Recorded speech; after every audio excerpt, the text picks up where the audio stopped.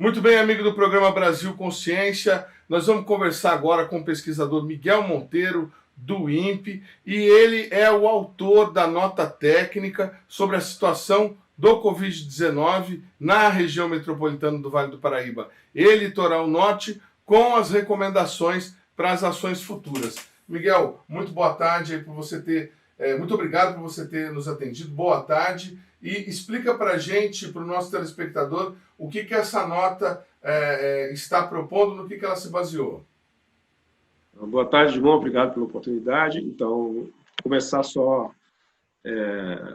reafirmando que esse é um trabalho coletivo. Então, o nosso laboratório, que é o Laboratório de Investigação em Sistemas Socioambientais, da área de observação da Terra do INPE, foi coordenado por mim e pela doutora Tatiane Anazawa, e tem participações de parceiros, mas a gente coordenou o estudo e deu o tom. Então,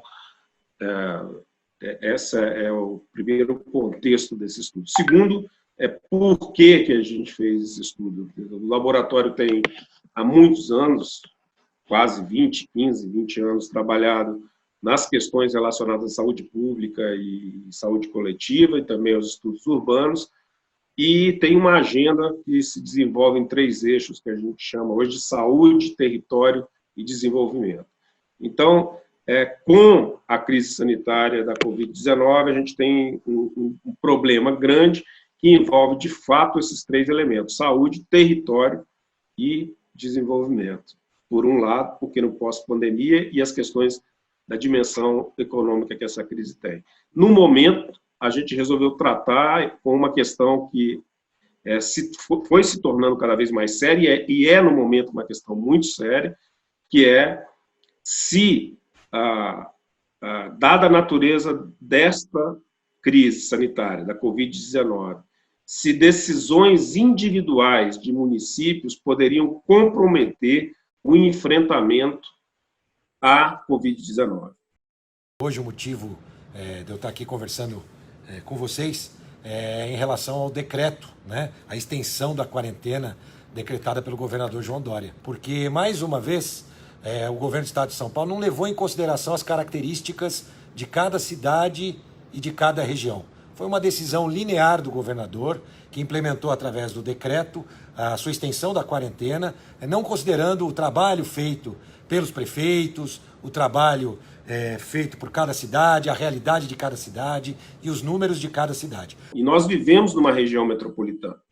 A região metropolitana que foi estabelecida em 2012, a região metropolitana do Vale do Paraíba, Litoral Norte, que comporta 39 municípios.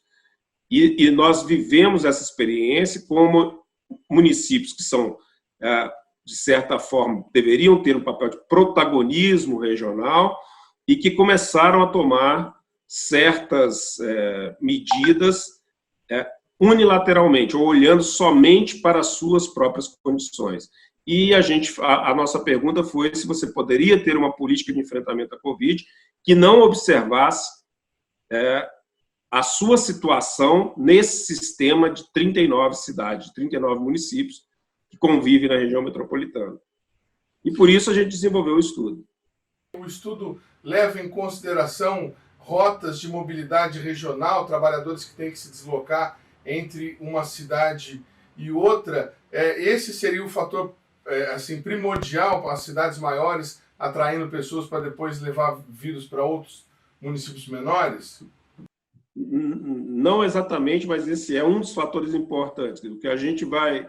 O estudo que a gente fez, então, ele tem 3 eixos principais, e a análise regional só pode ser feita a partir dessas 3 leituras. A primeira é estabelecer qual é a situação de cada município, ou seja, qual a capacidade de resposta de cada município para enfrentar a epidemia. Então, para isso, a gente desenvolveu um índice de vulnerabilidade municipal à Covid-19, que está ligado a uma abordagem que a gente chama, uma abordagem que vem de uma escola latino-americana, da CEPAL, que se chama AVEL, Ativos, Vulnerabilidades e Estruturas de Oportunidades. Ou seja, as pessoas, os municípios, os indivíduos, os domicílios e as famílias que moram nos municípios da região metropolitana têm uma quantidade de coisas, atributos, características que a gente chama de ativos, né, que permitem a esses indivíduos, domicílios e famílias enfrentarem a epidemia em melhor ou piores condições. Boa parte desses ativos é coordenado pelos municípios, né? Então, esses ativos são divididos em três outras dimensões. A primeira é relativa às famílias e aos domicílios. Quantas pessoas, se a situação de domiciliar é excessiva em número de pessoas na moradia, ou se tem coabitação naquele domicílio, ou se você tem idosos que são chefes de família e têm uma renda inferior a um salário mínimo, se elas são beneficiárias de programas como o BPC, e por aí vai uma série de características dessas famílias e indivíduos. No segundo eixo, a gente tem características, aí sim, da estrutura de conectividade. O vírus, né, como a vida, não respeita limite municipal. Então, o município não é uma ilha, a região metropolitana não é uma ilha isolada, né? Então, nós fizemos o quê? Criamos uma matriz a gente chama de origem e destino, baseado no dado do Censo Demográfico de 2010, de deslocamento das pessoas por vários motivos. Nessa pesquisa, os motivos são trabalho, nessa pesquisa do IBGE, trabalho, saúde, educação, etc. Com esses fluxos, esses deslocamentos, a gente construiu, com uma parceria com o Dr. Leonardo Semadem, uma rede de conectividade que mostra a estrutura de ligação da região. Então, por exemplo, São José dos Campos tem um grau de conectividade de 30.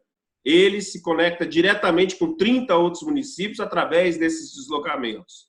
E num terceiro eixo, a gente, com uma parceria com a Fiocruz e a Escola de Matemática Aplicada da GV do Rio, que tem um modelo epidemiológico de espalhamento da doença. Então, baseado nos parâmetros epidemiológicos, esse modelo foi ajustado para o Vale do Paraíba e a gente tem duas informações. A primeira, rodando esse modelo epidemiológico, quando que essa doença, quando a Covid, vai chegar e vai se instalar em transmissão sustentada em cada município da região metropolitana. E segundo, se eu não tomar nenhuma atitude, quantos dias eu ganho? E se eu fizer alguma medida de contenção, em quantos dias eu atraso essa chegada? Por que é importante essas três coisas? Porque sabendo quem está conectado e sabendo quantos dias eu posso ganhar e sabendo que ativos eu tenho, nós precisamos discutir como um sistema de cidades, não como uma cidade. Só a minha ativo, só o que eu tenho, não é suficiente para que eu possa garantir que eu não estarei numa situação pior em outro momento. Não, eu não posso... Isso, o que a gente chama é o seguinte, quer dizer, tomar uma decisão sozinha que leva efeito colateral para o outro que não participou da decisão é o que a gente chama em economia de externalidade. E isso gera, no caso da doença da Covid, gera sempre uma externalidade negativa. Então, eu não posso tomar uma decisão sozinha sob pena de que alguém vai ser prejudicado por ela. Então, as decisões para o enfrentamento da Covid, nesse momento, precisam ser regional. Eu preciso ter um novo pacto regional que garanta que as minhas decisões não gerarão externalidades negativas ou prejuízo para o meu vizinho, que pode ser o meu vizinho próximo, de borda, ou o meu vizinho distante, porque ele está conectado através de uma estrutura de deslocamentos regionais. Então, a gente precisa voltar a ter o que já foi, uma vez, existente na região metropolitana, uma gestão metropolitana, e numa perspectiva diferente, uma gestão territorial solidária. Eu não posso excluir dos meus recursos, se eu tenho e eles são melhores, outros que não os têm. Isso são bens de consumo coletivo, não são bens só de um município. Os leitos não são bens de um município, são bens de todos. E eles precisam ser compartilhados, eles precisam ser decididos no planejamento regional da melhor maneira possível para que a gente tenha o menor número de perda de vidas durante esse processo. Esse é o que o estudo diz. Nós temos que reocupar o espaço regional. Precisamos fazer novamente um pacto metropolitano. lideranças, prefeitos, precisam ter coragem. São tempos de exceção e exigem coragem e ousadia. Exigem que a gente retorne a momentos que tivemos no passado e pensar a região a partir da região e não a partir do meu umbigo, do meu interesse. Isso será um problema frente a essa emergência sanitária. Quais foram os dados que vocês levaram em consideração, Miguel?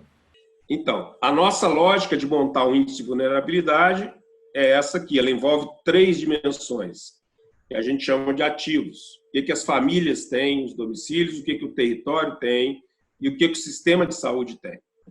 Muito legal. Para as famílias, a gente olha uma série de coisas. Se ela tem idoso com rendimento mensal de até um salário mínimo, idoso que é responsável pelo domicílio, a expectativa de vida, as famílias que são cadastradas no cadastro único com menos de um salário mínimo, as condições de adensamento excessivo, número de moradores, enfim, famílias em condições de coabitação e por aí vai.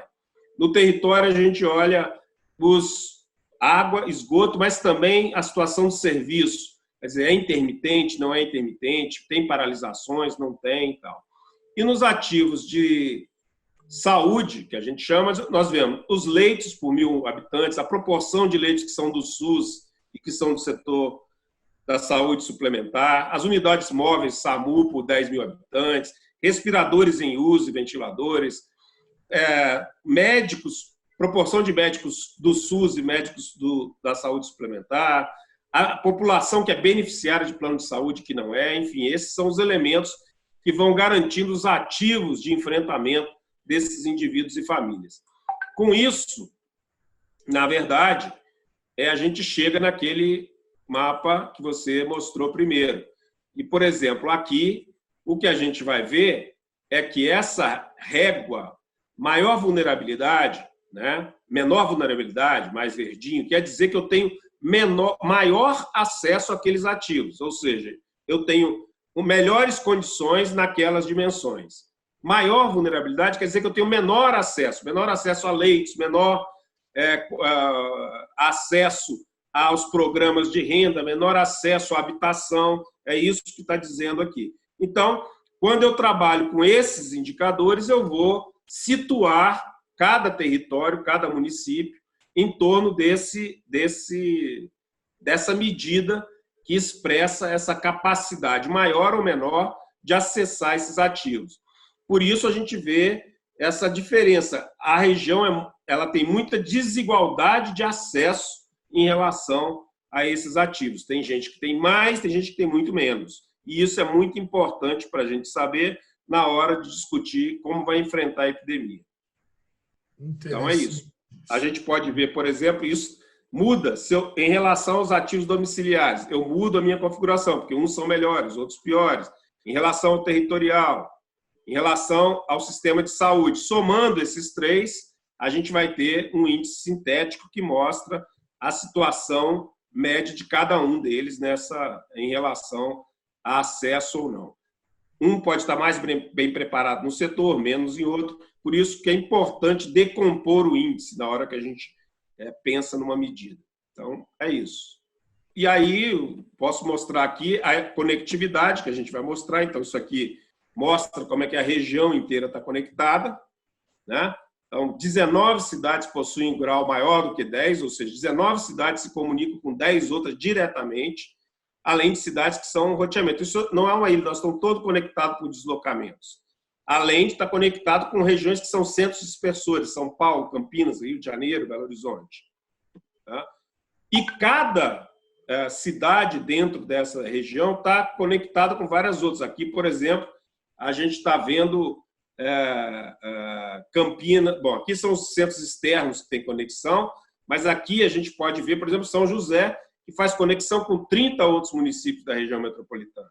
E já é um centro dispersor de epidemia. Né? Ele tem mais de 100 casos sustentados, enfim, no nosso modelo. E aí, Taubaté tem 28 conexões também, é outro. Embora eles tenham situações no índice de vulnerabilidade boa, ou seja, acesso a ativos melhor que muitos na região, eles têm que ter responsabilidade compartilhada, responsabilidade solidária na epidemia com todos os 39 municípios. precisam decidir em conjunto e não isoladamente as decisões de enfrentamento, porque vão impactar a vida de outros cidadãos na região como um todo. Tá? Então, e temos um modelo epidemiológico feito com a Fiocruz e a GV do Rio, que vai dizer isso, a probabilidade de chegar à epidemia, mais vermelho é onde ela já chegou, a probabilidade é maior, e mais verdinha a probabilidade é menor. E aqui, se a gente tomar medidas, o dia que a gente ganha. Nesse caso, sem medida nenhuma, ou pouca, uma medida pequena de deslocamento municipal, a gente vai ganhar de 1 a 4 dias. Se a gente aumentar essas medidas associadas a isolamento social, a gente ganha entre 20 e 45 dias. Esse ganho de dias permite a gente rediscutir, repactuar como é que a gente vai trabalhar os ativos para que os municípios que têm menor capacidade de enfrentamento possam se preparar para a chegada da Covid, porque ela vai chegar. Agora, esse estudo que vocês fizeram já foi publicado. Vocês estão recebendo contatos do pessoal da RMV Vale ou do próprio governo do estado para discutir? A Diretoria Regional de Saúde, o Departamento Regional de Saúde de Taubaté, que é responsável por os 39 municípios, nós tivemos uma reunião hoje, eles já se interessaram muito pelo estudo, compartilham das ideias, estão levando para a Secretaria Estadual. A nossa recomendação é a criação de um comitê técnico-científico independente, metropolitano, para tratar das decisões relativas ao enfrentamento da Covid. Em particular, a Daniela Monteiro, a prefeita de Monteiro Lobato, se interessou e leu, entrou em contato e levou ao Codivap, segundo ela, parte do estudo. E o estudo está caminhando e, pelo menos com a Diretoria Regional de Saúde, nós temos tentado estabelecer formas de colocar para frente, independente dos prefeitos ou não, porque a diretoria, o Departamento Regional de Saúde tenha uma autonomia, pelo menos em relação a algumas decisões de saúde que ela pode tomar, não em relação às medidas de contenção. Mas é o que estamos fazendo, é o que dá para fazer, estamos discutindo, debatendo, vendo onde vai chegar e como a gente pode, de alguma maneira, contribuir com informação de ciência, informação consistente, evidência, para poder a gente tomar decisões coletivas, que são muito... ou não tomar decisões individuais quando elas afetam o nosso próximo ou o nosso próximo distante. Então, a gente precisa evitar a externalidade negativa e precisa garantir uma gestão territorial solidária e a responsabilidade dos municípios que são protagonistas na região e que têm melhores condições de reagir à epidemia. É hora de pensar grande e não pensar pequeno.